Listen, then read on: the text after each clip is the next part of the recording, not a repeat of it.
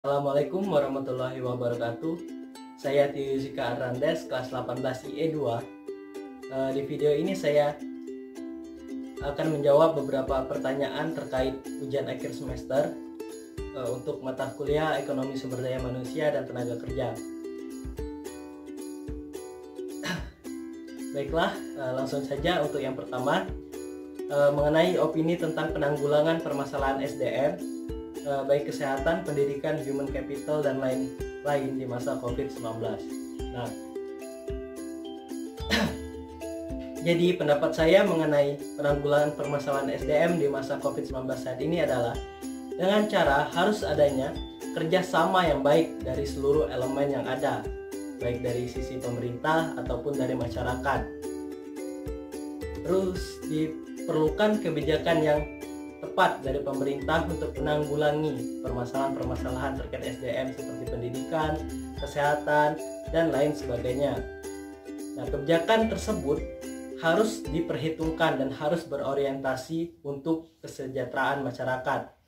Begitu pula sebaliknya, masyarakat harus mendukung kebijakan yang dikeluarkan pemerintah selama kebijakan tersebut baik dan dapat menciptakan kesejahteraan bagi masyarakat. Nah, kesadaran masyarakat pun perlu ditingkatkan lagi dalam hal ini mengenai kesadaran akan pentingnya pendidikan, kesehatan, dan juga lain-lainnya sebagai komponen untuk peningkatan kualitas sumber daya manusia.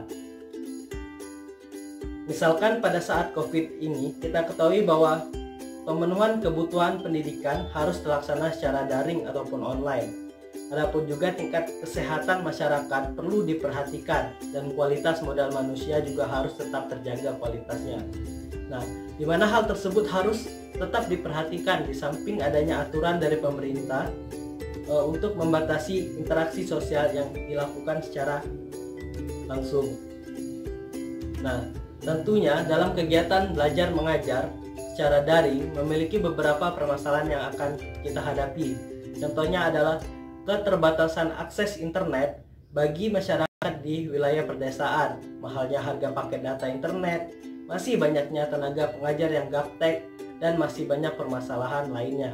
Nah, jika tidak disikapi dengan baik dan benar oleh pemerintah, maka ini akan menimbulkan penurunan kualitas sumber daya manusia pada masa yang akan datang.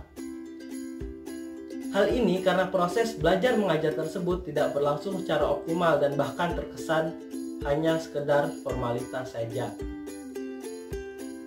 Walaupun begitu, pemerintah telah mengeluarkan beberapa kebijakan untuk mengatasi masalah yang terjadi. Nah, adapun kebijakan-kebijakan tersebut seperti diperbolehkannya penggunaan dana BOS untuk membeli kebutuhan penunjang kegiatan pembelajaran daring seperti kuota internet dan lain sebagainya. Dan juga dana BOS itu bisa digunakan untuk penyediaan alat kesehatan bagi tenaga pengajar yang masih harus datang ke sekolah seperti hand sanitizer, sabun cuci tangan, masker, dan lain sebagainya. Nah, untuk guru atau tenaga pengajar yang masih terkendala dan kesulitan dalam penggunaan teknologi, seharusnya pemerintah menyediakan pelatihan khusus yang berbasis daring bagi guru-guru serta tenaga pengajar tersebut. Nah, pemerintah juga harus memikirkan inovasi-inovasi yang baru terkait metode pembelajaran daring ini agar jalannya pendidikan dapat berjalan dengan optimal. Nah, selain pemerintah, kesadaran pelajar juga harus ditingkatkan mengenai pentingnya pendidikan. Jangan sampai pendidikan metode daring ini malah dianggap sebagai ajang liburan dan santai-santai saja. Nah, jika tidak ada kesadaran dari pelajar, maka semua kebijakan yang telah dikeluarkan pemerintah terkesan sia-sia dan tidak ada ilmu pengetahuan dan juga skill yang akan didapat selama metode pembelajaran daring tersebut. Nah, sedangkan untuk bidang kesehatan, pemerintah harus menyediakan anggaran lebih karena saat ini kesehatan menjadi permasalahan penting yang sedang dihadapi. Hal ini karena COVID yang sedang melanda saat ini merupakan permasalahan kesehatan. Dengan peningkatan anggaran yang telah disediakan, seharusnya pemerintah membangun fasilitas kesehatan yang lebih memadai lagi dan juga membangun riset mengenai kasus COVID-19 ini.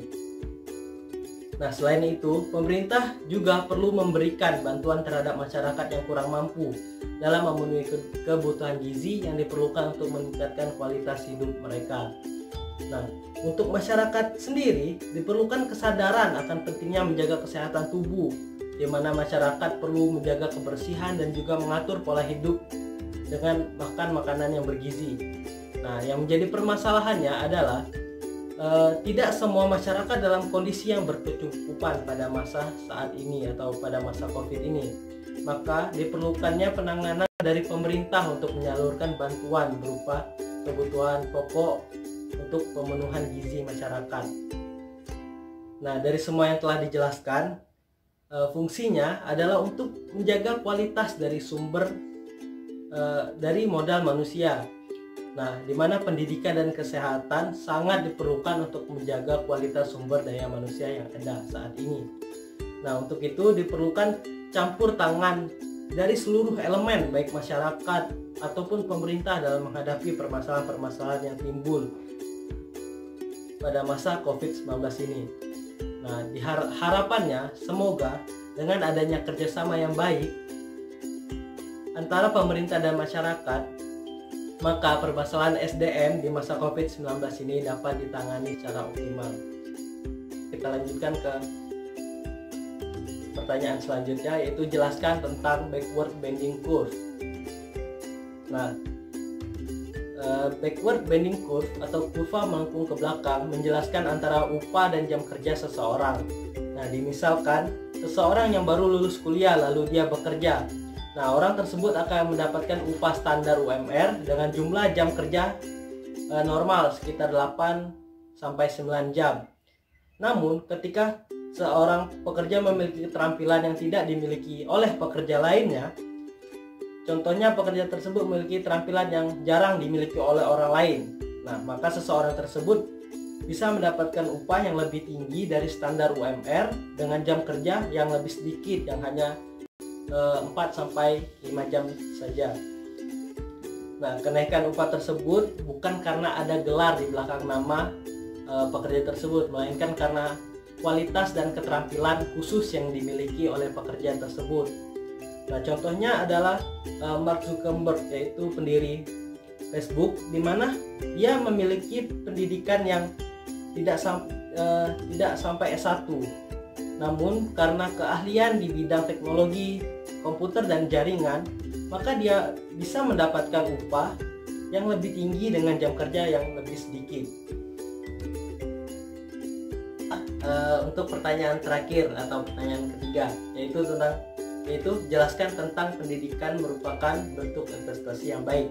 Nah, pendidikan merupakan bentuk investasi yang baik karena semakin tinggi pendidikan seseorang, berarti semakin kaya juga ilmu pengetahuan yang dimilikinya. Selain itu, ilmu yang dimiliki tersebut harus diimbangi dengan keahlian lain seperti soft skill yang harus dikembangkan. Seseorang yang memiliki pendidikan tentunya dengan mudah dapat masuk ke dalam pasar tenaga kerja karena soft skill ataupun skill dan pengetahuan yang dimilikinya. Semakin tinggi pendidikan seseorang juga mampu meningkatkan upah yang akan didapatkannya. Nah, contohnya adalah seseorang yang memiliki gelar S1 umumnya memiliki tingkat upah yang lebih tinggi daripada seseorang dengan pendidikan SMP ataupun SMA. Pendidikan ini merupakan investasi jangka panjang atau berorientasi pada masa yang akan datang. Nah, di mana yang diharapkan dari investasi ini adalah pendapatan upah yang lebih tinggi di masa depan, peningkatan kualitas pekerjaan, peningkatan kepuasan kerja selama hidup mereka, dan apresiasi yang besar dari kegiatan pasar juga non-pasar. Nah, jika seseorang memiliki pendidikan, maka dia akan memiliki nilai lebih di pasar tenaga kerja. Nah, oleh sebab itu, penawaran upah yang ditawarkan pun juga akan tinggi terhadap pekerja tersebut. Dengan pendidikan yang telah dia lalui, tentunya akan meningkatkan kualitas skill dan juga kemampuan yang dimilikinya. Namun, perlu digarisbawahi bahwa perlu adanya perhatian mengenai perbandingan modal investasi dan pendapatan yang akan didapatkan dari hasil investasi pendidikan ini. Karena pendidikan merupakan investasi untuk masa depan, maka kita tidak dapat memperkirakan apa yang akan terjadi di masa depan. Apakah pos untuk investasi tersebut lebih tinggi ataupun lebih rendah dari penghasilan yang akan kita peroleh dari hasil investasi tersebut. Nah, terlepas dari itu semua, pendidikan tetaplah investasi yang baik, karena dari pendidikan tersebut kita dapat meningkatkan kualitas skill dan pengetahuan agar lebih mudah untuk masuk ke dalam pasar tenaga kerja dengan tingkat upah yang lebih tinggi. Nah, baiklah, mungkin itu saja yang dapat saya sampaikan. Kurang lebihnya saya mohon maaf. Saya akhiri. Wassalamualaikum warahmatullahi wabarakatuh.